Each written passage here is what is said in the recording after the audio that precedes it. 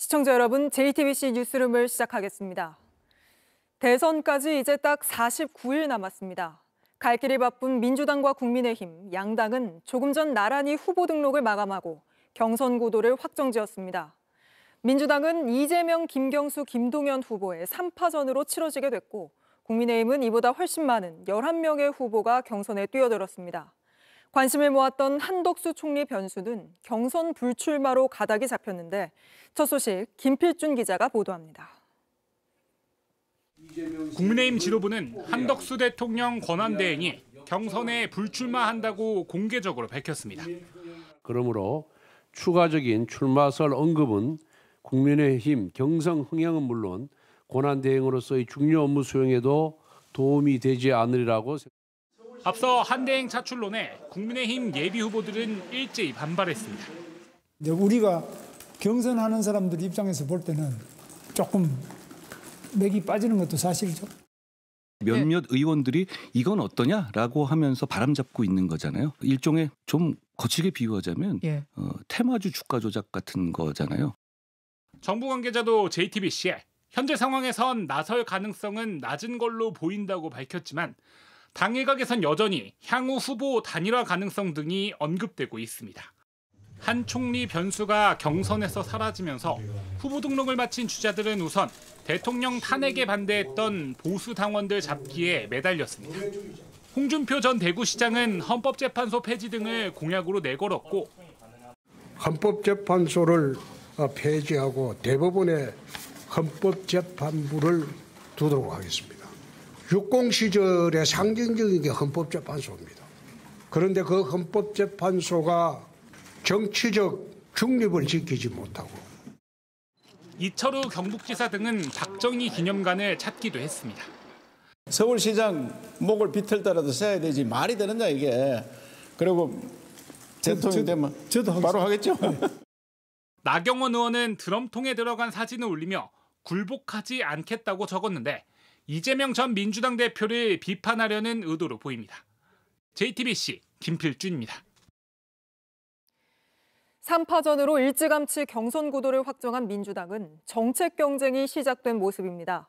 세 후보 모두 일제히 선거전에 돌입했는데 이재명 전 대표는 공수처 권한을 대폭 강화해야 한다고 밝혔습니다. 최규진 기자입니다.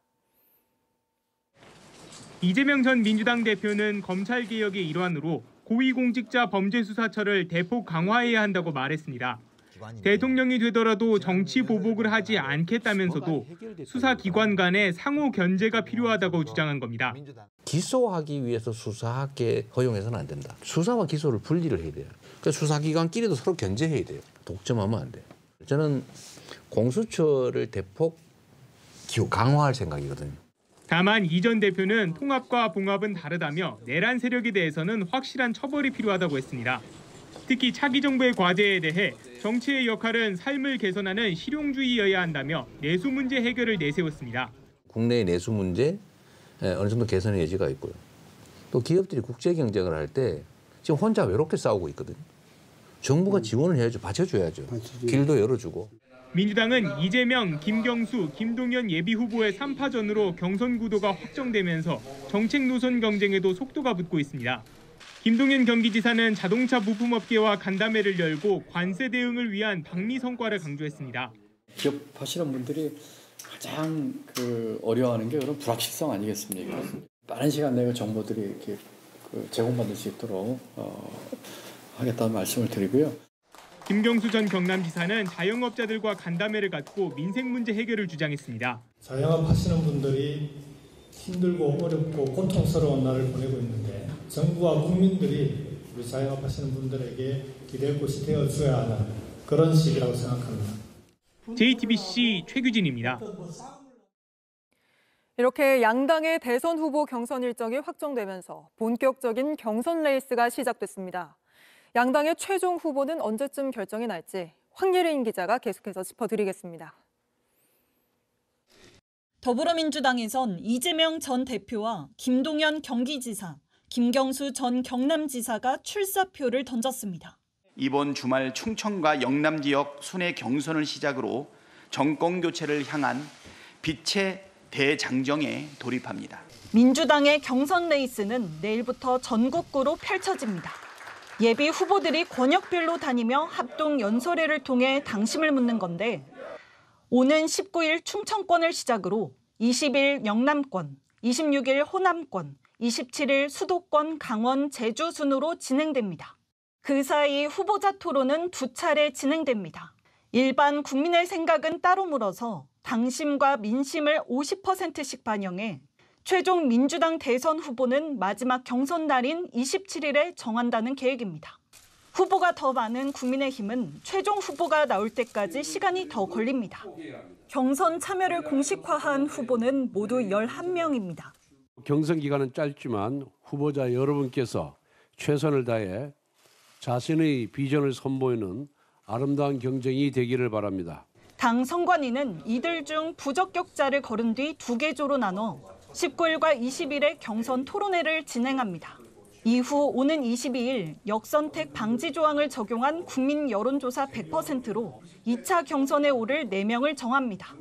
오는 24일에서 25일 4명의 예비 후보들 간의 1대1 주도권 토론회가 4차례, 26일에 4인 후보자 토론회가 이뤄집니다. 이 과정 뒤 29일에 당심과 민심 50%씩을 반영해 최종 경선에 오를 2명을 가릅니다. 여기서 과반 득표한 후보가 있으면 이대로 최종 후보가 결정되지만 아닐 경우 30일에 양자 토론을 한 뒤 또다시 당심과 민심을 물어 다음 달 3일에 최후의 1인을 결정합니다. 이 일정대로면 국민의힘 대선 후보는 이르면 29일, 늦으면 다음 달 3일에야 나오는 상황. 양당 대선 후보에 대한 윤곽은 6.3 조기 대선 한 달 전쯤인 이르면 이달 말 혹은 다음 달 초 정도에나 드러날 걸로 보입니다. JTBC 황예린입니다. 어제 저녁에 끝난 윤석열 전 대통령의 첫 형사재판 소식으로 이어가겠습니다. 구속 취소를 해준 재판부가 재판 과정에서도 윤 전 대통령에게 특혜를 주고 있다는 논란이 일고 있습니다.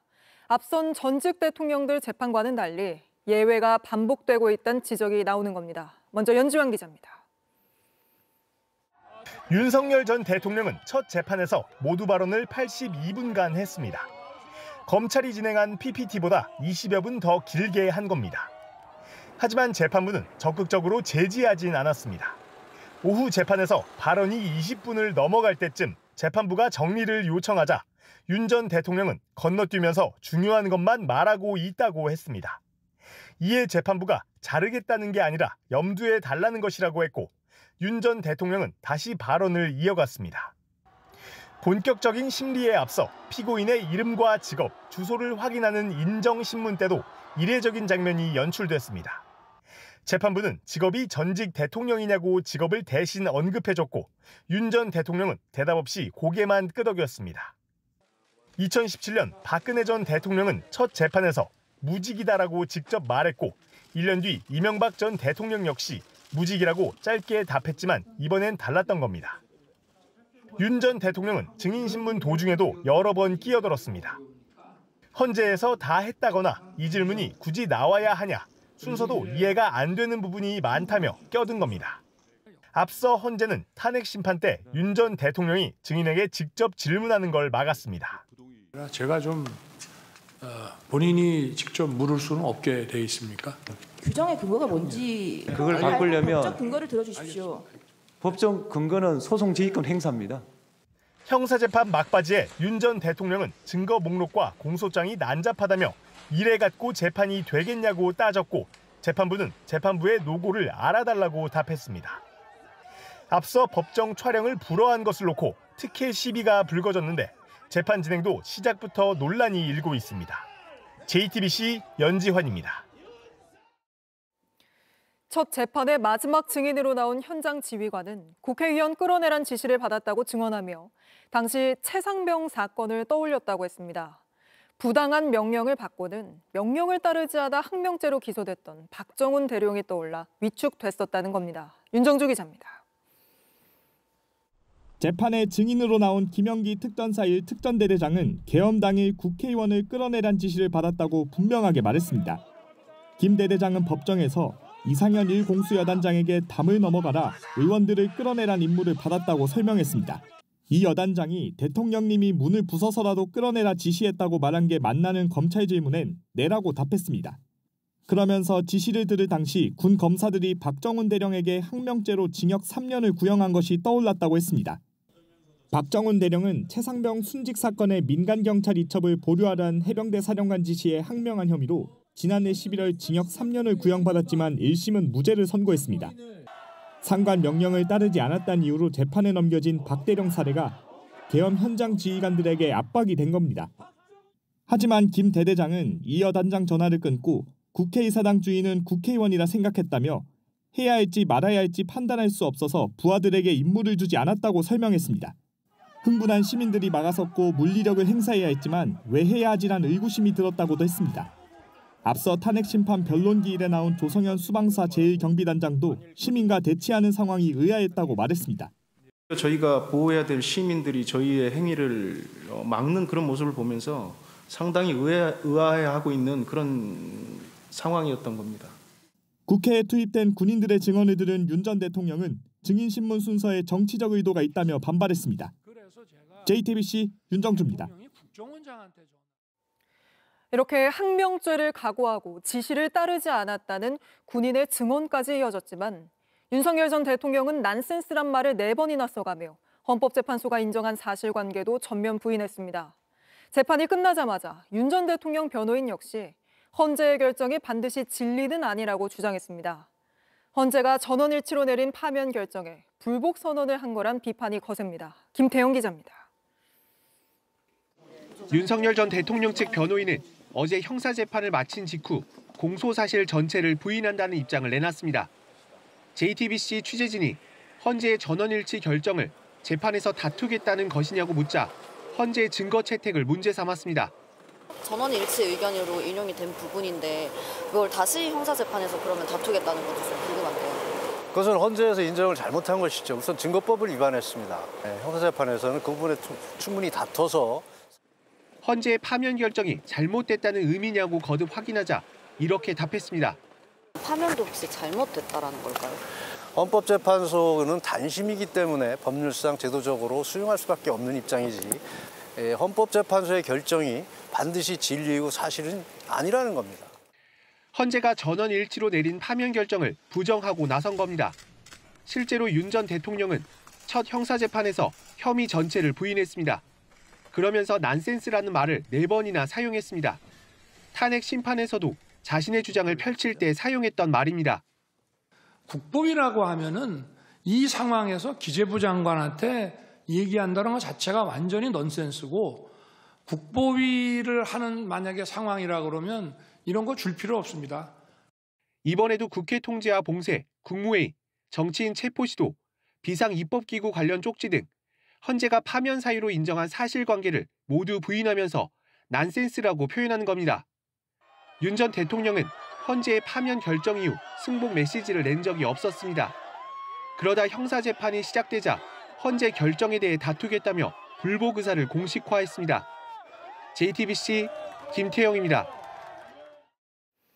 게다가 윤 전 대통령은 계엄과 쿠데타는 완전히 다르다며 목소리를 높이기도 했습니다. 내란죄에서 벗어나려고 이렇게 주장하는 걸로 보이는데 바로 김혜미 기자와 팩트체크해보겠습니다. 자, 김 기자, 일단 윤 전 대통령이 쿠데타라고 직접 언급한 건 이번이 처음인 것 같은데 무슨 의도일까요? 네, 일단은 그간 탄핵 심판에서는 쓰지 않은 말인데요. 먼저 두 말의 사전적인 뜻부터 짚어보겠습니다. 계엄이라는 말은 사회 질서 유지를 위해서, 쿠데타는 권력을 빼앗기 위해서 군을 동원하는 겁니다. 다시 말해서 계엄은 헌법과 법률의 근거가 있는 합법이고요. 쿠데타는 불법입니다. 따라서 쿠데타는 사실상 내란과 같은 말입니다. 그러니까 계엄과 쿠데타가 사전적으로 다른 의미라는 건데 윤 전 대통령은 한마디로 나 내란한 게 아니다 이런 거네요. 네, 그렇습니다. 그러니까 다른 말인 건 맞는데 문제는 이 말 속에 담긴 윤 전 대통령의 의도입니다. 윤 전 대통령은 계엄과 쿠데타를 구분하면서 자신의 계엄령이 합법적이고 쿠데타가 아니다. 즉 말만 바꿔서 내란이 아니라는 주장을 이어가고 있는 겁니다. 헌법재판소에서도 같은 주장을 펼쳤는데요. 들어보시죠. 계엄이라는 단어에서 연상되는 과거의 부정적 기억도 있을 것입니다. 그러나 12.3 비상계엄은 과거의 계엄과는 완전히 다른 것입니다. 계엄의 형식을 빌린 대국민 호소입니다. 그러니까 과거 내란죄 확정 판결을 받은 전두환, 노태우 신군부 쿠데타와는 완전히 다른 것이었다. 이런 주장인데 실제로 다릅니까? 네, 윤 전 대통령의 주장을 다시 한번 살펴보죠.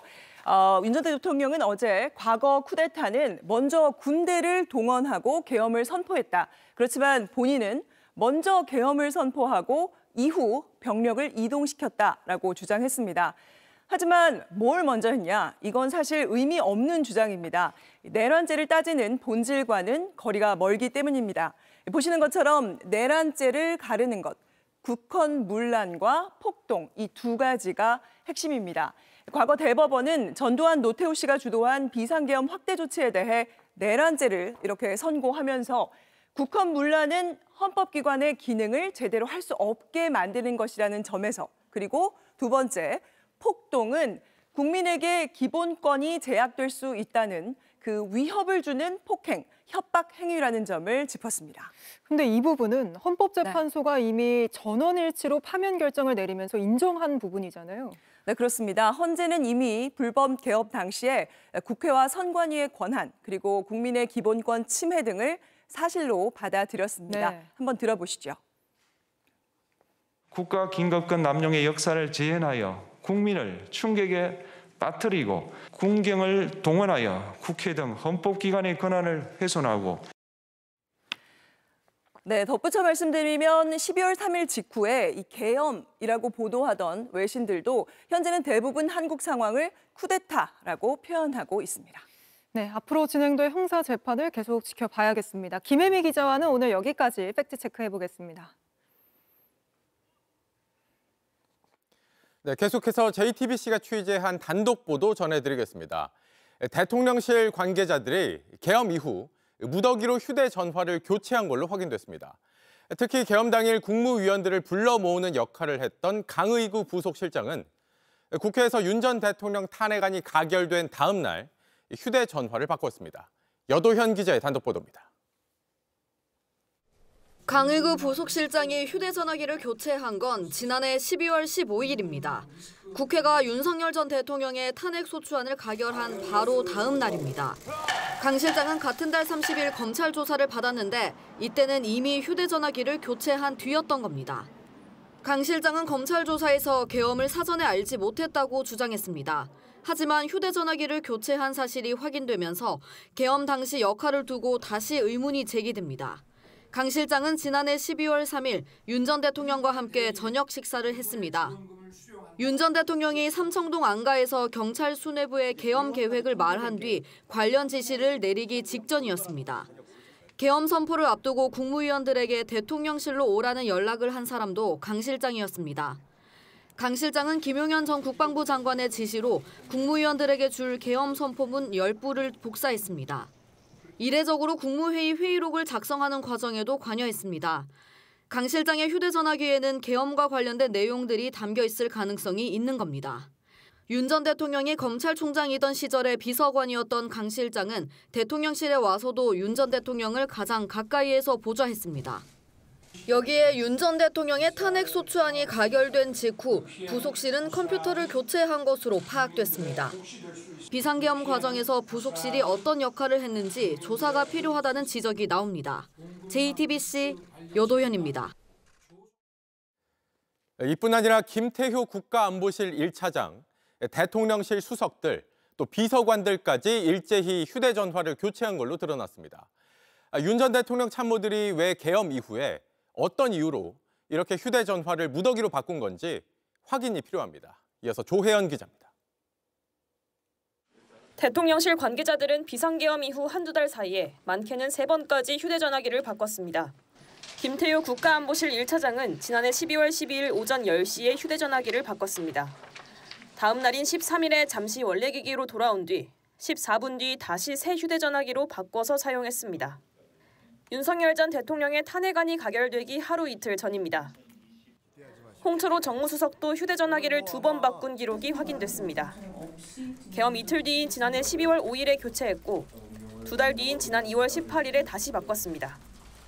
이도훈 홍보수석은 12월 6일 새 전화기로 교체했습니다. 대통령실 비서관들도 잇따라 바꿨습니다. 최진웅 전 국정메시지 비서관은 지난해 12월 11일부터 20일까지 세 차례에 걸쳐 바꿨습니다. 최 전 비서관은 지난 1월 대통령실에서 나와 윤 전 대통령의 변호인단을 도왔습니다.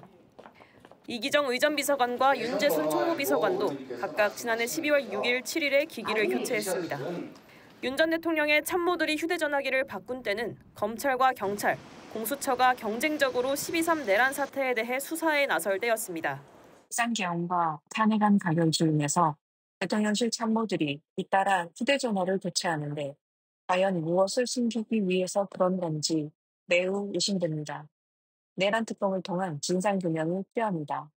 대통령실 관계자들의 휴대전화기 교체에 대한 입장을 물었지만 대통령실은 아직까지 답변하지 않았습니다. JTBC 조혜연입니다. 네, 계속해서 건진법사 전성배 씨 관련 단독 보도 전해드리겠습니다. JTBC는 건진법사가 지난 대선 당시 윤석열 캠프에서 얼마나 위상이 컸는지 보여주는 정황들을 새롭게 취재했습니다. 먼저 윤핵관 윤한홍 의원이 건진법사에게 어떻게 하면 좋겠냐고 조언을 구하고 건진법사가 윤석열 후보의 뜻은 이렇다면서 답을 하는 대화 내용입니다. 이자연 기자의 단독 보도입니다. 지난 2021년 12월 15일 민주당이 김건희 여사의 18가지 허위 경력을 문제 삼는 기자회견을 엽니다. 김건희 씨는 대통령 후보의 부인으로서 끈끈이 거기에 대한 해명과 설명과 또 필요하다면 사과를 할 책무가 있다고 보는 것입니다. 대선을 3개월 앞두고 김건희 리스크가 고조된 이날 오후 윤한홍 국민의힘 의원이 건진법사 전성배 씨에게 문자를 보냈습니다. 권성동 윤한홍 의원이 공식 배우자팀 구성을 논의 중이라는 이른바 찌라시를 건진법사에게 전달한 겁니다. 전 씨는 의원님들을 공격하는 음해 세력이 있는 것 같다고 답했습니다. 이어 윤 의원, 권 의원과 제가 완전히 빠지는 게 후보에게 도움이 될까요? 선거 승리를 위해서라고 묻습니다. 건진법사는 후보는 끝까지 같이 하길 원한다며 진정한 사람이 두 분이라는 걸 알고 있는데 빠진다 하면 기운 빠지고 힘들어 하실 것이라 답했습니다. 캠프 핵심 실세로 불렸던 윤핵관 윤 의원이 조언을 구하자 건진법사가 윤석열 당시 후보의 의중을 답해준 겁니다. 이어 대선판 음해는 당연하니 예민하게 반응 말라며 다독이고 자신 있으니 걱정 마라. 당선은 확정이니 최선을 다하면 된다고 격려한 것도 건진법사 쪽이었습니다. 검찰이 이 문자 메시지를 제시하며 국회의원보다 선거운동을 주도적으로 하는 것으로 보인다고 묻자 건진법사는 내가 윤 후보가 대통령이 된다고 예언한 사람 중 한 명이라 윤 의원이 조언을 구한 것이라 답했습니다. 윤 의원이 어느 쪽이 더 운이 좋겠는지 물어본 거냐는 질문엔 그런 부분도 있다고 답했습니다. 이에 대해 윤한홍 의원에게 입장을 묻기 위해 오늘 오전부터 수차례에 걸쳐 연락을 취했지만 답을 듣지 못했습니다. JTBC 이자연입니다. 네, 건진법사는 이렇게 윤석열 당시 후보의 어깨를 툭툭 치는 모습과 함께 비선 논란을 일으키며 수면 위로 등장했습니다. 특히 캠프의 네트워크 본부란 조직에서 상임 고문으로 통했는데 건진법사가 이 조직을 쥐락펴락하면서 지휘하는 정황들을 보여드리겠습니다. 김영민 기자의 단독 보도입니다. 지난 2022년 1월 1일 윤석열 당시 대선 후보가 대선 캠프 네트워크 본부에 방문했습니다. 윤 후보의 어깨에 손을 올리고 툭툭 치는 남성, 건진법사 전성배 씨입니다. 우리 직원들 다 전부 다. 이처럼 전 씨가 네트워크 본부를 쥐락펴락한 정황은 법사폰에도 나왔습니다. 2022년 1월 14일 전 씨는 네트워크 본부 소속 본부장 19명에게 단체 메시지를 보냈습니다. 전 씨는 자신을 전국 네트워크 위원회 상임 고문이라 소개하며 윤석열 유튜브 구독자 100만을 향해 노력해달라고 했습니다. 구독회원 증가분을 뉴미디어 팀장에게 보고하면 반영하겠다는 지시도 내렸습니다. 그러자 본부장들은 열심히 홍보하고 있다, 열심히 뛰겠다고 답합니다. 한 본부장은 존경하는 고문님, 충청 지역 필승 대회가 진행될 수 있도록 후보님과 협의해 일정 잡아주시길 간곡히 소망한다는 문자 메시지를 보내기도 했습니다. 대선 후보 일정을 잡아달라는 요청을 건진법사에게 하는 겁니다. 검찰은 이 문자 내역을 전 씨에게 제시하며 네트워크 본부장들로부터 보고받고 지시하는 역할을 했느냐고 물었습니다. 전 씨는 내가 힘이 있는 줄 알고 열심히 보고한 것 같다고만 답했습니다. 승려가 대통령 선거 운동을 한 이유를 묻는 질문엔 나라를 위해 기도를 했을 뿐이라고 말했습니다. JTBC 김영민입니다. 당시 건진 법사를 놓고 비선 논란이 불거지자 윤석열 당시 후보는 인사 정도만 한 사이라고 선을 그었고 네트워크 본부란 캠프 조직도 해체됩니다. 그런데 이런 논란에도 불구하고 건진 법사가 대선 당일 아침까지도 캠프에 일일 보고를 받았던 걸로 파악됐습니다. 양빈현 기자의 단독 보도입니다.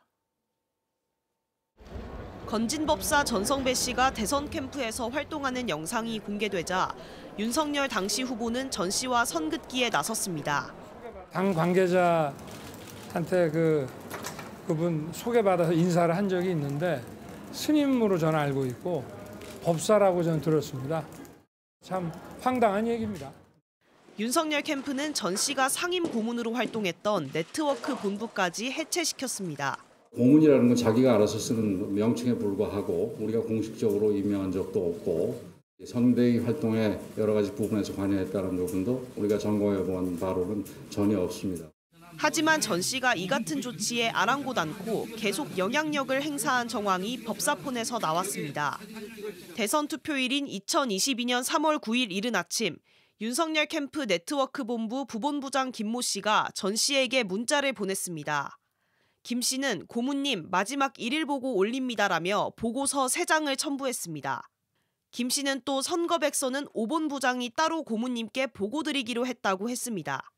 조직이 해체되긴커녕 대선 당일까지도 대선 캠프 일일 보고서와 선거백서까지 보고받은 겁니다. 이에 대해 검찰이 조직 해체 뒤에도 종전과 같이 선거운동을 지휘한 것이냐고 묻자 전 씨는 김 씨가 열심히 하고 있다는 걸 내게 보여주려고 자료를 보냈을 뿐이라며 부인했습니다. 윤석열 캠프 부본부장이 전 씨에게 잘 보이려고 캠프 내부 자료를 보고했단 얘기입니다. 검찰은 전 씨에게 20대 대선뿐 아니라 다른 선거운동에도 관여해왔는지 물었지만 전 씨는 그런 적 없다고 부인했습니다. JTBC 양빈현입니다. 파면된 윤 전 대통령을 직접 경호하고 나선 김성훈 경호처 차장이 사퇴하겠다는 뜻을 밝혔습니다. 직원들이 사퇴 요구 연판장까지 돌리며 집단 반발하는 초유의 사태가 벌어지자 압박을 느낀 걸로 보입니다. 유한울 기자입니다. 김성훈 대통령 경호처 차장이 이번 달 말까지 물러나겠다고 한 걸로 JTBC 취재 결과 확인됐습니다. 김 차장은 오늘 경호처 직원들에게 이런 의사를 직접 밝히면서 오늘부터 권한도 본부장단에게 넘기겠다고 한 걸로 알려졌습니다. 또 그동안 있었던 과오들에 대해 사과한다고도 말했다고 경호처 관계자는 전했습니다. 김 차장은 앞서 윤석열 전 대통령에 대한 체포영장 집행 당시 부당한 명령에 따르지 않으려 했던 경호관들에게 윽박을 지르는 등 마지막까지 불법을 강요해왔습니다. 경호처 내부에선 김 차장에 대한 불만이 터져나왔고 최근엔 김 차장의 사퇴를 요구하는 연판장이 돌기도 했습니다. 여기엔 경호처 직원 약 700명 중 대다수가 참여한 걸로 전해집니다. 김 차장은 이에 따라 경호처 내부의 정상화 요구를 못 견디고 결국 뒤늦은 사과와 함께 사퇴를 결심한 걸로 보입니다. 그동안 경호처를 비롯해 대통령실에 대한 영장 집행을 번번이 막아온 김 차장이 자리에서 물러나면서 대통령실 비화폰 등에 대한 수사에도 속도가 붙을지 관심이 쏠리고 있습니다. JTBC 유한울입니다. 미국 정부가 오늘부터 한국을 민감국가 명단에 넣어서 관리합니다. 우리 정부는 결국 효력 발생 전에 이 조치를 해제하는 데 실패했는데 미국과의 연구 협력에 걸림돌이 될 거란 우려가 큽니다. 조보경 기자입니다. 미국 시간으로 15일 0시부터 미국 에너지부가 한국을 민감국가로 지정한 명단이 시행됐습니다. 한국은 민감국가 명단에 기타 지정국가로 분류됩니다. 이에 따라 한국 출신 연구자가 미국 에너지부 산하 연구소를 방문하려면 최소 45일 전 자료를 제출하고 별도 승인을 받아야 합니다. 미국 에너지부 직원 등이 한국을 방문하거나 접촉할 때도 별도의 보안 절차를 거쳐야 합니다. 정부는 가장 낮은 단계로 분류된 만큼 앞으로 불이익이 없을 거라고 설명합니다. 민감국가 지정이 현재 진행 중이거나 향후 추진하는 한미 연구개발 협력에 영향을 미치지 않을 것이라는 것을 재확인하였습니다. 하지만 당장 한국 연구자들의 출장 절차부터 까다로워지는 등 불편을 체감해야 하는 만큼 연구자 간 협력이 위축될 수밖에 없다는 지적이 나옵니다.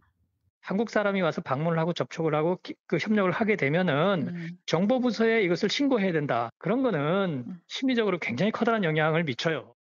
한국은 앞서 1981년에도 민감국가로 분류됐다가 13년 만인 94년 7월에야 지정 해제된 바 있습니다.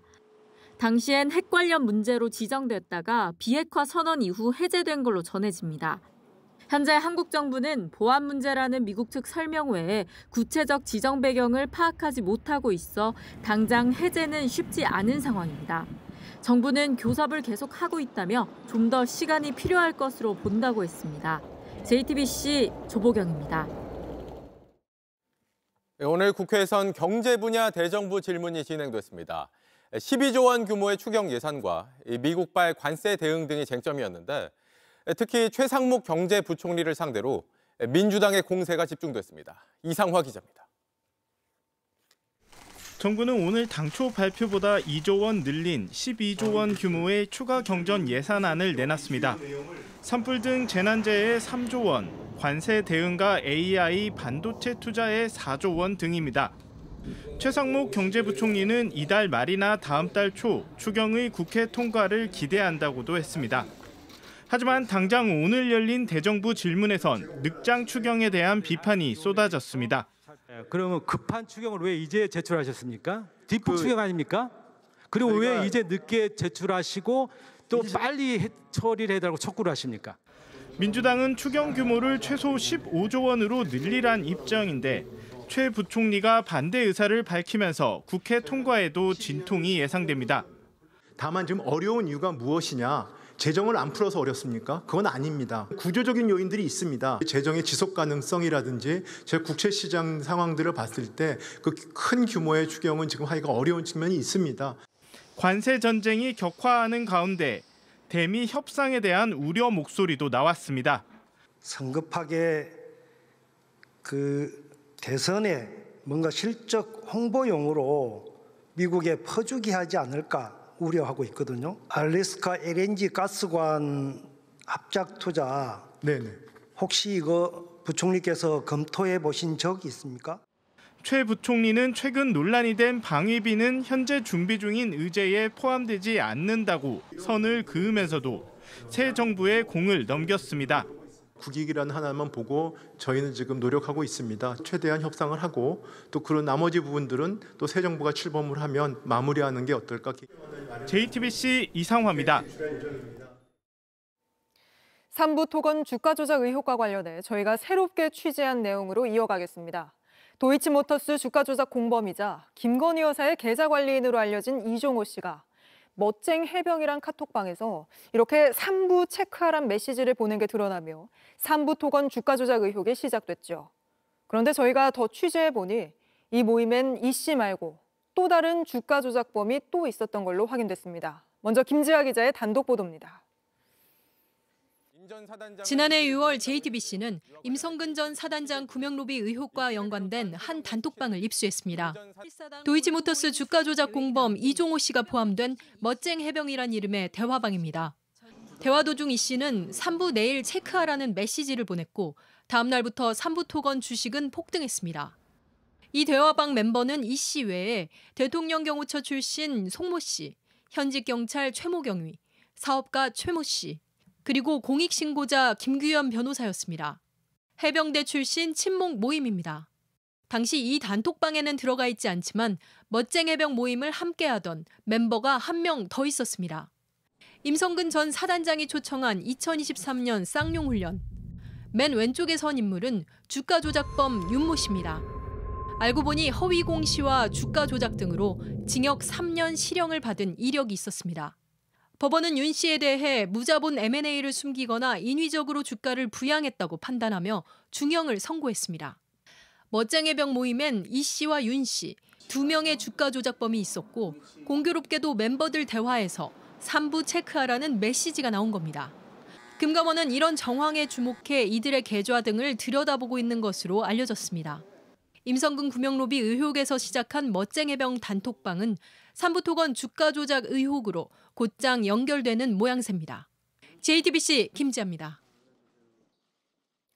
네, 보신 것처럼 임성근 구명로비 의혹과 삼부토건 주가 조작 의혹이 동시에 불거진 이들 모임 멤버 중에 주가 조작범이 또 있었다는 사실을 저희가 확인했습니다. 게다가 이 새로운 인물이 임성근 전 사단장 구명로비 의혹에도 연루됐을 가능성이 나오는데 취재 기자와 하나씩 짚어보겠습니다. 자, 임지수 기자. 삼부토건 주가 조작 의혹에 김건희 여사가 연루됐다는 의혹이 나온 것도 이 모임 멤버들 때문이었잖아요. 네, 사건의 발단으로 가보자면요. 지난해 저희가 확보해서 보도했던 멋쟁 해병 카톡방입니다. 네. 지난 2023년 5월 14일에 이종호 씨가 저렇게 참부 체크하고라고 언급을 했습니다. 네. 이 씨는 도이치모터스 주가 조작 사건의 컨트롤 타워이자 또 김건희 여사의 계좌 관리인으로 알려진 인물인데요.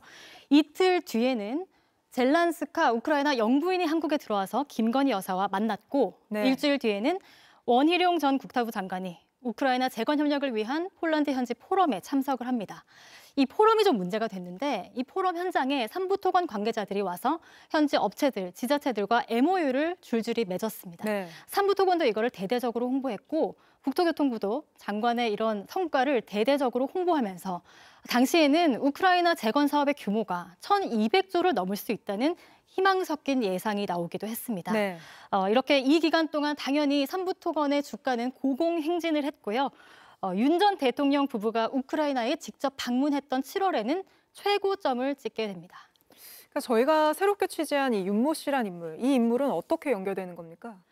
네, 일단 최상병 사건을 다시 한번 말씀드리자면 네. 2023년 7월에 최상병이 수해 현장에서 숨진 사건이 벌어지면서 이 책임을 가린 수사가 진행이 됐고 그 당시에 이른바 윤 전 대통령의 경로설이 퍼지면서 네. 임성근 당시 해병대 제1사단장이 책임 대상에 빠졌다는 것이 좀 논란이 됐습니다. 네. 일개 해병대 사단장을 관련해서 대통령이 뭐 그렇게까지 화를 냈을까 이걸 두고 의혹이 불거졌던 건데 이 대목에서 등장하는 게 바로 도이치모터스 주가 조작 사건의 컨트롤 타워인 이종호 씨입니다. 이종호 씨는 멋쟁 해병 카톡방 멤버이기도 한데 본인이 스스로 이 김 여사 측의 임 전 사단장을 위해서 구명 로비를 벌였다는 취지의 발언을 하는 녹취를 저희가 보도해 드렸었습니다. 네. 이런 이 씨와 김 여사가 삼부토건 주가 조작 의혹에서 다시 한번 이렇게 함께 의심을 받고 있는 겁니다. 다시 이 씨를 중심으로 살펴보면 앞서 리포트에서 전해드린 윤모 씨가 새롭게 등장하는데요. 금감원이 바로 삼부토건 주가 조작 의혹과 관련해서 이 윤 씨에 대해서도 들여다보고 있다고 전해드린 겁니다. 윤 씨는 이종호 씨와는 10년 이상 인연을 맺어왔다고 저희에게 밝혔는데요. 조금 전 저희에게 밝힌 입장에 따르면 삼부토건 주가 조작 사건과는 관련이 없다. 금감원의 조사를 받지도 않았고 또 삼부 주가 조작 사건 자체는 사실로 알고 있지만 우리가 아니라 다른 팀이 했다고 들었다라고 밝혔습니다. 네. 네, 정리하자면 이렇게 윤 정권 관련한 큰 의혹들이 일 때마다 이종호 씨가 등장하면서 의혹이 짙어지고 있는 것으로 보입니다. 그러니까 그 윤 씨가 이종호 씨와는 10년 이상 인연을 맺었고 임성근 전 사단장과 또 같은 시기에 근무도 했다면서요. 네, 그렇습니다. 그와 관련해서는 별다른 친분이 없다고 저희에게 해명을 하게 됐습니다. 알겠습니다. 그러면 금감원 조사는 현재 어디까지 진행이 됐습니까? 네, 최근 이복현 금감원장이 이번 달 안으로 조사를 마무리하겠다는 계획을 밝혔는데요. 특히 김 여사와 원 전 장관과 관련된 의혹도 다 들여다보겠다 이렇게 밝혔습니다. 최근 금감원은 조사 중에 우크라이나 현지 포럼을 주최했던 이양구 전 우크라이나 대사를 불러 조사한 것으로 확인됐습니다. 네. 이 전 대사는 이 삼부토건 관계자들을 우크라이나 고위 당국 관계자들과 만나게 하는 그런 자리를 주선해준 인물로도 알려져 있는데요.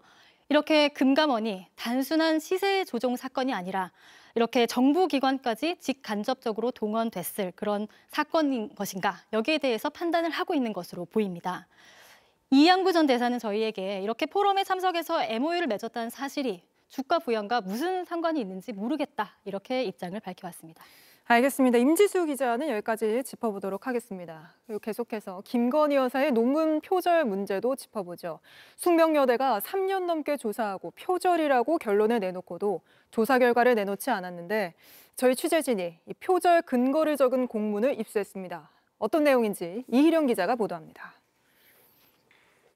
김건희 여사가 쓴 화가 파울 클레에 대한 논문입니다. 그런데 10여 년 앞서 출판된 20세기 미술사와 내용이 흡사합니다. 또 다른 번역서 내용도 김 여사 논문에 문단째 옮겨져 있습니다. 하지만 인용 표기나 참고문헌 기록은 아예 없었습니다. 취재진이 입수한 숙명여 대의 표절조사 결과를 살펴보니 이 같은 문제가 집중적으로 제기됐습니다. 연구윤리진실성위원회는 논문의 인용 표기 오류와 표기를 누락한 건 전혀 다른 사안이라고 못 박았습니다. 인용 출처를 표시하지 않거나 참고문헌의 원문 표기를 누락한 건 표절로 볼 수밖에 없다는 겁니다. 또 위원회는 1990년대 말에도 적절한 인용 표기 방침은 학계에서 기본적으로 공유되고 있었다고 적었습니다. 위원 일부는 1990년대 말 국내에서 해외 미술작품이나 외국어 문헌을 검토하기 어려웠다는 소수 의견을 내기도 했습니다. 하지만 김 여사의 논문 일부는 국내에서 번역된 책 내용과 거의 같았습니다. 징계하는 데 있어서 어떤 영향을 미칠 수도 있다라는 그런 걱정도 좀 되는. 현재 위원회는 이 결과를 두고 제재 수위를 논의 중입니다. 하지만 속도가 더디다는 지적입니다. 표절이란 결론이 지난 2월 확정됐는데도 석사 학위 취소 등 후속 조치가 아직 없습니다. 대학의 상시 그리고 저희 동문들의 그 명예를 위해서라도 하루빨리 학위 취소에 대한 발표를 해야 된다고 생각을 해요. 학위 취소를 해야지만 그다음에 박사도 진행이 되고요. 고등교육법상 석사 학위가 취소되면 김 여사가 취득한 국민대 박사 학위도 취소됩니다. JTBC 이희령입니다. 한 고등학생이 교제하던 여자친구의 사진으로 불법 합성물을 만들어달라고 부탁한 혐의로 경찰 수사를 받고 있습니다. 피해자는 자신의 사진이 이미 온라인상에 퍼져 있는 건 아닌지 불안해하고 있습니다. 이세현 기자가 취재했습니다. 딥페이크 제작이 가능하냐고 묻자 1분도 안 돼 답장이 옵니다. 문의한 사람은 옵션을 선택한 뒤 여성 사진 여러 장을 보냅니다. 입에 담기 힘든 성적 발언도 추가해달라고 요구합니다. 이 방은 딥페이크 불법 합성물을 제작해주는 텔레그램 방입니다. 의뢰자는 고등학생 A군, 피해자는 1년 넘게 교제를 했다 헤어진 동창생 B양이었습니다. 저희 아이 사진 6장과 인스타 아이디 모든 정보를 다 줬더라고요. 무료로 합성물을 만들어주겠다던 제작자는 돌연 돈을 요구했습니다. 겁을 먹은 A군이 방을 나가자 제작자는 넘겨받은 정보를 이용해 B양과 친구들에게 연락했습니다. 돈을 받지 못하자 의뢰 사실을 알린 겁니다.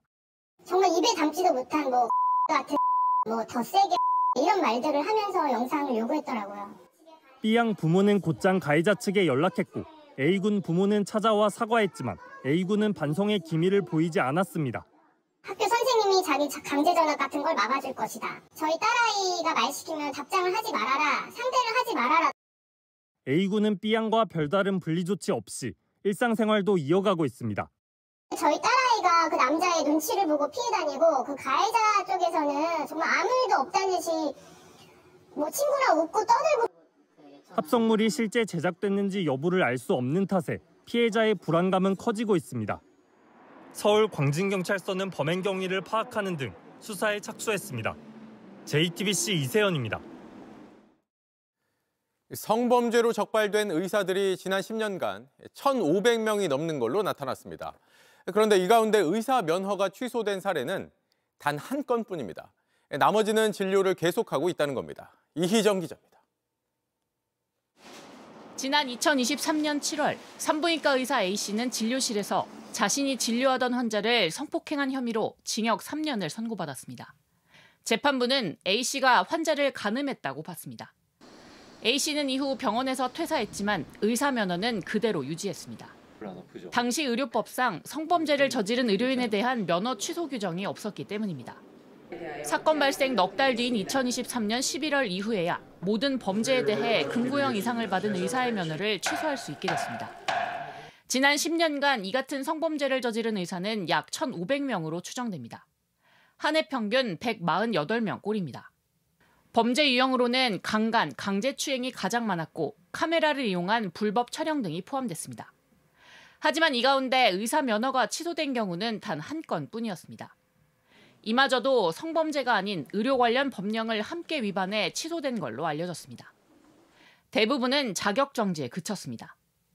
특히 의사들은 면허가 취소되는 금고형을 피하기 위해 피해자와 우선 합의를 시도하는 경우가 많습니다.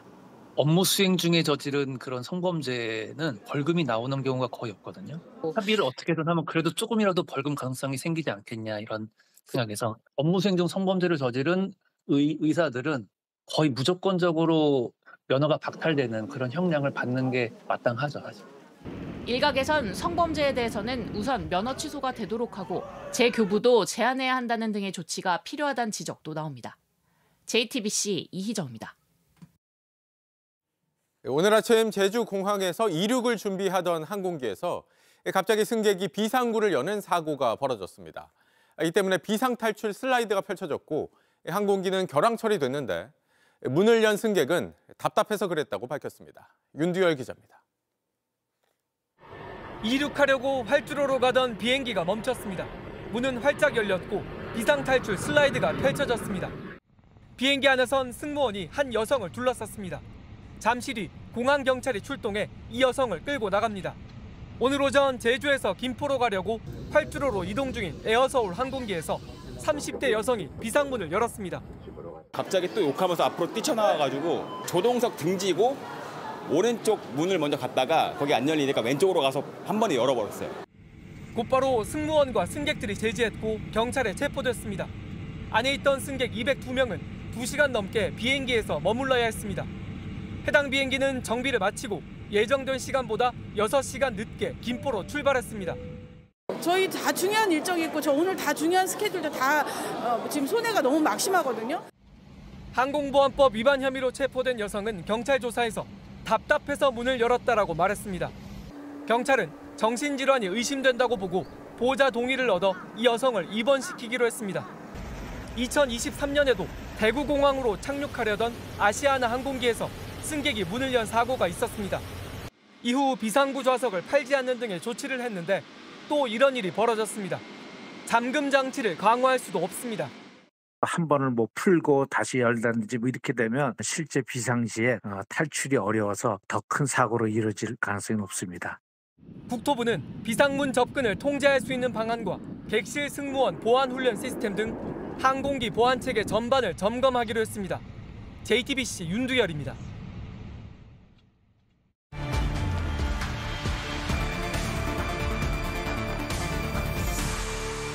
오늘도 윤석열 정부의 3년을 돌아보겠습니다. 지난 3년 동안 대통령이 불편해할 만한 발언이 나올 것 같으면 대학원생 정치인 가릴 것 없이 입을 틀어막는 장면이 연출됐죠. 입틀막이라는 말까지 새로 만들어졌는데 윤세민아 기자입니다. 지난해 1월 전북 특별자치도 출범식 현장.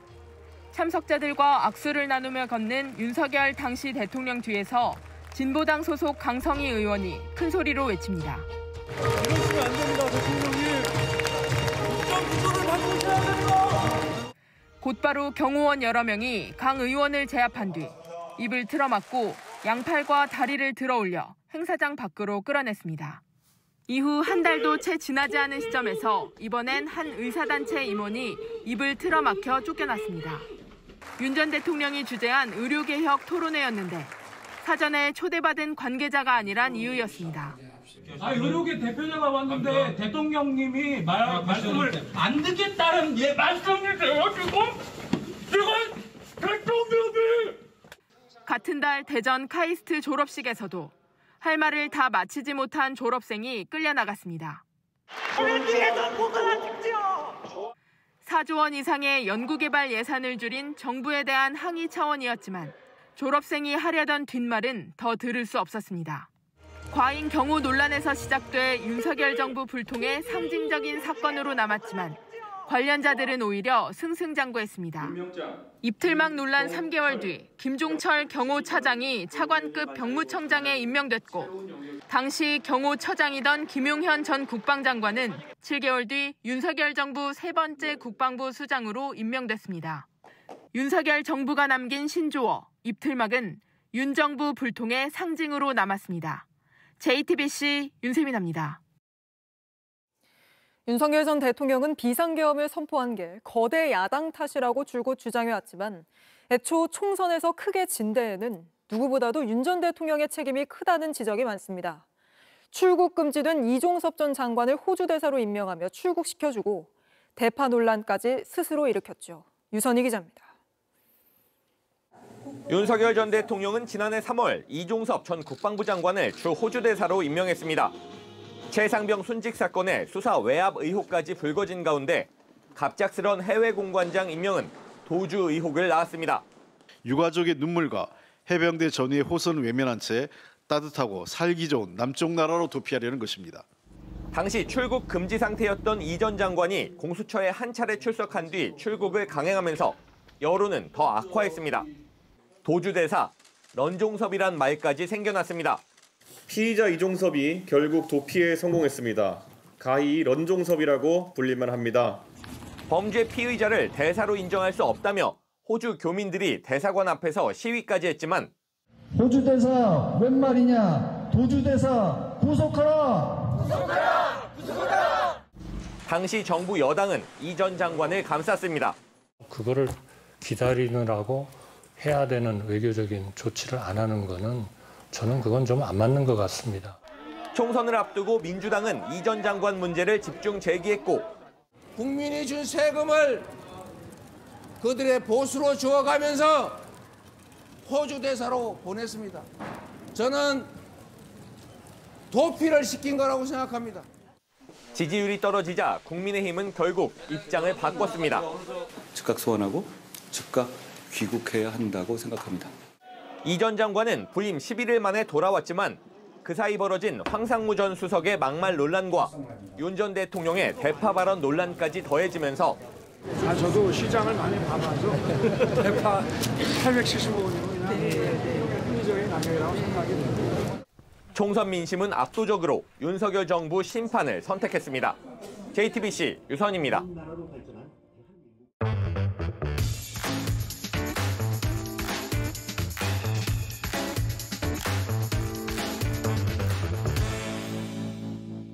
돌아온 비하인드 뉴스 시간입니다. 이성대 기자와 함께하겠습니다. 자, 이 기자 바로 볼까요? 네, 첫 번째 이슈 바로 보겠습니다. 자, 손은 잡았지만 자, 국민의힘이 내일 1차 경선 진출자를 발표하게 됩니다. 네. 이를 앞두고 지금 후보 간의 신경전 점점 치열해지고 있었죠. 자, 어제였습니다. 바로 이 시간 돌아온 비하인드 뉴스 시간에 한동훈 전 대표와 나경원 의원 간의 날선 공방전 전해드린 바가 있었는데 자, 공교롭게도 두 사람이 오늘 만났습니다. 잠깐 보시면서 설명을 드릴게요. 자, 오늘 오전 11시 반 한 전 대표가 국회에서 정책 발표 기자회견을 했고요. 나경원 의원도 약 30분 뒤인 12시에 같은 자리에서 공약 발표 기자회견을 했습니다. 네. 그러니까 다시 말해서 한 전 대표가 발표가 끝나고 나가면서 또 나경원 의원은 이제 발표하러 들어오면서 저렇게 마주쳤군요. 보시는 것처럼 예상치 못한 조우를 하게 됩니다. 별다른 말 없이 그냥 어색하게 악수만 나눴습니다. 그래도 오늘은 서로 날선 말 안 하고 이렇게 웃으면서 끝난 건가 보네요. 하지만 또 각자 날선 공방을 이어갔습니다. 아, 그렇습니까? 한동훈 전 대표 어제처럼 2012년 이정희 후보에 빗대어서 또다시 나경원 의원을 공격했는데 직접 들어보시죠. 목표가 마치 누구를 떨어뜨리기 위해서 나오는 것처럼 처음부터 발언한다? 예전에 통진당의 이정희 후보가 박근혜 대통령과의 토론에서 뭐 비슷한 얘기를 한 적이 있잖아요. 닮을 게 없어서 통진당을 닮는지 참 안타깝네요. 자, 그러자 나경원 의원도 뒤질세라. 자, 한 전 대표는 좀 공감 능력이 없다. 이렇게 좀 정면으로 공격을 했습니다. 역시 들어보시죠. 결국은 한동훈 대표가 이 민주당의 내란몰이 탄핵 부분에 있어서 공조해 준 덕이 많이 있지 않습니까? 한동훈 대표가 보면은 좀 공감 능력이 부족한 거 아닌가. 참고로 나경원 의원은 만약에 토론을 하게 되면은 한 전 대표와 붙고 싶다. 가장 생각이 다르니까 할 얘기가 많을 것 같다. 이렇게 자신감을 드러내기도 했습니다. 그렇군요. 뭐 여든 야든 당내 경선 어느 정도 시끄러울 수밖에 없을 텐데 그래도 또 이런 정책 경쟁이 아니라 너무 네거티브로만 가면 보기 안 좋지 않겠습니까? 그렇죠. 그런데 또 마침 그래서 찾아봤더니 둘 다 공교롭게 정책 발표를 했습니다. 아까 보신 것처럼 정책 발표를 했는데 또 둘 다 숫자 공약을 내세웠습니다. 뭐 보통 싸우다가 비슷하게 닮아지는 이런 느낌일 수 있는데 한동훈 전 대표 오늘 아까 그 자리에서 347 미래성장 비전을 제시했습니다. 이게 무엇이냐? AI 3대 강국이 되고 국민소득 4만 달러가 되고 그다음에 중산층 70%를 이루겠다 이런 공약을 제시했는데 이 같은 자리에서 30분 있다가 나경원 의원은 145 프로젝트를 제시했습니다. 잠재 성장률 1%를 이루고 국민소득 4만 달러 이건 같습니다. 또 앞으로 경제 강국 5대 경제 강국이 되게 만들겠다라고 라고 서로 앞서거니 뒤서거니 발표한 겁니다. 알겠습니다. 바로 다음 이슈도 볼까요? 자, 두 번째 이슈 바로 보겠습니다. 자, 피리 못 부는 사나이. 자, 민주당이 오늘 오전 산불 피해 지역이었죠. 경남 지역에 성금 전달식을 진행했습니다. 네. 자, 이 자리에서 박찬대 당대표 권한대행이 그 답례품으로 선물을 받았는데 보신 것처럼 만파식적입니다. 피리이죠. 네. 자, 만파식적은 참고로 삼국유사에 나오는 신비한 피리로서 그 신라 왕이 저 피리를 부니까 모든 근심이 사라지고 나라에 태평성대가 왔다. 뭐 이런 전설의 네. 피리인 것이죠. 그러다 보니까 박찬대 권한대행이 가만히 보더니만 연주를 시도합니다. 그 장면 한번 보겠습니다. 재난을 물리치고 평화를 부른다는 의미의 만파식적 희망 브릿지에서 전달해 주셨습니다. 감사합니다.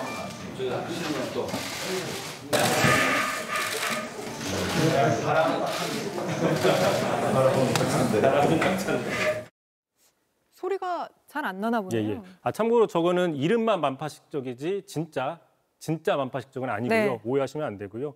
말씀하신 것처럼 이게 불어야 태평성대가 올 텐데 의외로 불기가 만만치 않습니다. 박찬대, 꽉찬대 뭐 이렇게 자기 이름을 가지고 개그도 치는 모습이 나오기도 했었죠. 근데 이게 최근에도 박찬대 대행이 이런 개그를 좀 하지 않았었습니까? 그렇습니다. 공교롭게 지난 또 9일이었는데요. 이재명 대표가 당대표직을 사퇴하고 앞으로 박찬대 원내대표가 당대표 대행 겸직을 하게 되는데 이 자리에서 마지막 발언을 하면서 또 자신의 이름으로 뭐 일종의 뜬금포 개그를 합니다. 그 장면 한번 보겠습니다. 대표님, 오늘이 최고위원 몇 차인 줄 아십니까? 100차라면서요? 요게 100차인데요. 100차인데요. 100차인데요. 이 이후에는 박찬대가 합니다. 아니 근데 무슨 말 할 줄 알았다는 듯이 옆에서 다른 의원들이 좀 말리는 모습도 보이는군요. 평소 저런 식의 뭐 이른바 아재 개그 같은 거를 조금씩 할 때가 많이 있습니다. 아 그렇군요. 알겠습니다. 오늘은 여기까지 듣죠. 이성대 기자였습니다. 네, 트럼프의 관세 정책이 또 뒤집혔습니다. 스마트폰 관세로 오락가락하는 모습을 보이더니 이번엔 돌연 자동차 부품 관세를 면제하겠다고 했습니다. 우리 정부는 다음 주 미국과 협상에 나섭니다. 워싱턴 정강현 특파원입니다. 트럼프 대통령이 관세 정책을 또 뒤집었습니다. 이번엔 자동차 부품입니다. I'm looking at something to help some of the car companies where they're switching to parts that were made in Canada, Mexico, and other places, and they need a little bit of time. 완성차에 대한 25% 관세는 이미 시행 중이지만 엔진과 변속기 등 핵심 부품은 다음 달 3일부터 부과될 예정이었습니다. 하지만 포드와 GM 등 미국 자동차 회사들도 부품 관세를 피할 수 없게 되면서 돌연 면제 검토에 들어간 걸로 보입니다. 트럼프는 또 스마트폰 관세와 관련해서도 다시 한번 변동 가능성을 시사했습니다. 전날 특정 제품에 대한 유연성을 언급한 데 이어 오늘은 팀 쿡 애플 최고 경영자와 이야기를 나눈 사실을 공개했습니다. What about any Apple products, other cell phones? Look, I'm a very flexible person. I don't change my mind, but I'm flexible. There'll be maybe things coming up. I speak to Tim Cook. I help Tim Cook. 자국 기업인 애플을 특정해 관세를 면제할 가능성에 힘을 실은 발언으로 풀이됩니다. 트럼프 대통령은 지난 며칠 새 이미 발표한 관세 정책을 반복해서 뒤집는 모습을 보였습니다. 정책 불확실성이 갈수록 커지고 있지만 스콧 베센트 재무장관은 이번 주는 일본, 다음 주엔 한국과 협상할 예정이라고 밝혔습니다. 하지만 현지 시간으로 내일 협상을 앞둔 일본 정부는 서두르지 않겠다는 입장을 밝혔습니다. 자고 나면 뒤집히는 관세 정책을 놓고 서둘러 결론을 내기 어렵다는 판단으로 보입니다. 다음 주 협상단을 미국에 보내는 우리 정부도 다른 나라들의 협상 상황을 보면서 신중하게 접근하겠다는 입장으로 전해집니다. 워싱턴에서 JTBC 정강현입니다. 네, 이렇게 자고 나면 뒤집히는 트럼프식 관세 정책에 우리 기업들 역시 갈피를 잡지 못하고 있습니다. 중장기 계획은커녕 당장 어떻게 대응해야 할지도 알 수가 없어서 트럼프의 발표만 지켜보고 있는 상황입니다. 박준우 기자입니다. 당초 미국 정부가 예고한 25% 자동차 부품 관세는 다음 달 3일 반려 예정이었습니다. 엔진, 변속기 등 핵심 부품 150개가 대상입니다. 트럼프 대통령이 자동차 부품 관세 유예를 예고했지만 우리 기업들은 못 믿겠다는 분위기입니다. 특히 자동차 부품이 종류가 다양하기 때문에 품목별로 관세율이 어떻게 될지도 관심사입니다. 여러 가지 가능성을 두고 지금 사항을 예의주시하고 있습니다. 어느 부품까지 면제 대상인지 불확실한 데다 어디까지나 멕시코, 캐나다 등에서 부품을 가져오는 GM, 포드 등 미국 완성차 업체를 염두에 둔 거란 판단 때문입니다. 스마트폰, 반도체 장비 등 전자제품 관련 업종도 상황은 비슷합니다. 트럼프가 직접 나서 관세 면제가 아니라고 했지만 동시에 유연성을 언급하면서 전략 수립조차 못한 곳이 많습니다. 미국의 관세 정책이 수시로 바뀌면서 혼란이 계속 가중되고 중장기 전략을 수립하는 것도 어려움이 있습니다. 기민하게 대응하는 데 중점을 두고 있습니다. 이처럼 손바닥 뒤집듯 하는 트럼프식 관세 정책 배경엔 자국 우선주의가 깔려 있습니다. 한국 25%를 비롯한 전 세계 상호 관세가 발효한 직후 90일 유예를 선언한 게 대표적입니다. Were jumping a little bit out of line. They were getting yippy, you know. They were getting a little bit yippy, a little bit afraid. 자국 기업이 피해를 입고 물가가 폭등할 거란 비판을 의식한 건데 트럼프 대통령의 말 뒤집기가 거듭될수록 미국 정책 신뢰도 함께 흔들리고 있습니다. 이런 가운데 현대차는 워싱턴 사무소장으로 4선을 지낸 공화당 소속 드류 퍼건슨 전 연방 하원 의원을 선임했습니다.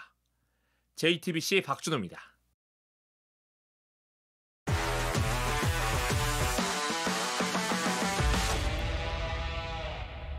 스포츠 뉴스입니다. 지난주 프로야구를 달궜던 LG의 염경엽 감독의 영상입니다. 판정에 항의하면서 이렇게 심판을 배로 밀쳤죠.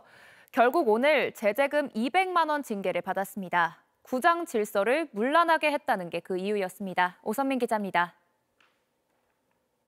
LG 이주원이 때린 공을 두산 3루수 강승호가 몸을 던져 잡았다 놓치며 벌어진 혼란.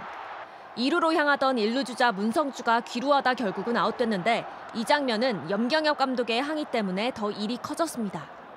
심판이 페어가 아니라 파울 제스처를 취한 것 아니냐고 따지면서 말싸움, 나아가 몸싸움으로 이어지고 만 겁니다. 염 감독은 화를 참지 못해 욕설까지 내뱉고 배로 심판을 밀치기까지 했고 결국 퇴장을 당했습니다. 이 때문에 과거 감독들의 이색 항의, 또 심판과 감독의 배치기 퇴장 사례를 돌아보는 상황까지 이어졌습니다. 오늘 한국야구위원회 KBO는 상벌위원회를 열고 염 감독에게 제재금 200만 원을 내렸습니다. 구장 질서를 어지럽혔다는 게 징계 이유였습니다. 염 감독의 배치기 퇴장은 심판을 향한 항의의 수준, 나아가 퇴장이 승부에 미치는 효과에 대한 논쟁도 끌어냈습니다. 당시 LG는 한 점 차 뒤진 상태였는데 오히려 감독 퇴장 이후 역전극을 썼습니다. LG는 올 시즌 초반 순항을 넘어 독주하고 있습니다. 14승 3패로 선두를 달리는 LG는 오늘 지난해 플레이오프 탈락을 안겼던 삼성과 만났습니다. 오늘도 1회 말부터 홍창기의 내야 안타, 이어 김현수의 우전 안타로 찬스를 만들었고 이후 문보경의 적시타가 나와 먼저 선취점을 올렸습니다. JTBC 오선민입니다.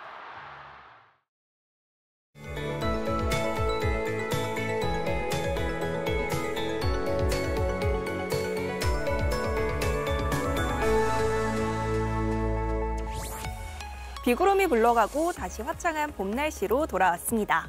내일부터는 서울의 낮 기온이 20도를 넘어서면서 5월 중순처럼 따스해지겠는데요. 하지만 아침과 낮의 기온차가 크겠고 특히 내일은 일교차가 15도 이상 벌어지겠습니다. 최근 날씨가 유난히 오락가락한 만큼 건강관리를 더욱 잘하셔야겠습니다. 당분간 전국적으로 봄바람이 강하게 불겠습니다. 날아갈 수 있는 시설물은 없는지 확인하시는 게 좋겠습니다. 내일도 전국의 하늘이 맑다가 오후부터 구름량이 많아지겠고요. 공기질도 무난하겠습니다. 아침에는 청주 6도, 광주 7도로 출발하겠고 내륙 곳곳에 서리가 내리는 곳이 있겠습니다. 반면 낮 기온은 서울 22도, 대전 24도, 대구는 26도까지 오르면서 충청 이남 지역은 다소 덥게 느껴질 수 있겠습니다. 모레에는 일부 수도권과 강원도에 가끔 비가 내리겠고 주말에는 전국에 비구름이 몰려오겠습니다. 날씨였습니다. 뉴스룸 저희가 준비한 소식은 여기까지입니다. 시청해주신 여러분 고맙습니다.